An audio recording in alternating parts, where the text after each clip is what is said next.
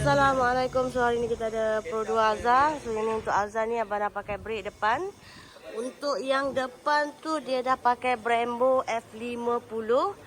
Okay, kalau dekat luar sana abang susah nak cari dia punya brake pad, jangan risau bang. Dekat sini kita dah ada dah. Dia punya ni Land Racing Ceramic Formula Ceramic. Okey, yang ni dia punya ketahanan panas dia 500 darjah Celsius. Yang ni untuk F50. Okey ni, buka kotak ni je abang dapat apa free dalam ni. Sarung tangan dapat free. So yang ni stok baru sampai. Yang mana nak beli brake pad saja pun boleh beli.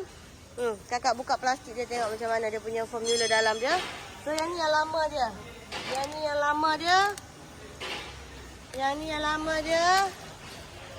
Okey, kita dah buka dia punya plastik tadi. Tu nampak tak dia punya brake pad tu macam mana? Ada biji-biji emas tu. Tu. Ada biji-biji emas. Yang ni kurang habuk.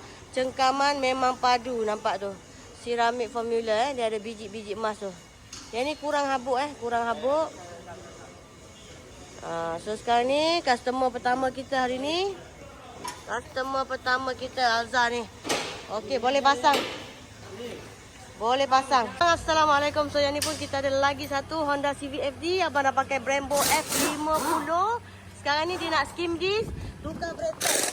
Yang brake pad kita baru sampai stok dia yang ni ceramic formula. Dia punya material memang padu bang ni. Kurang habuk tapi brake padu. Tu. Boleh nampak dia ada biji-biji emas kat situ. So yang ni kita bagi setahun warranty. F50. Ni dah sampai. So yang mana nak beli brake pad saja pun boleh. Nak datang kedai pasang siap, tak nak susah-susah pun boleh bang.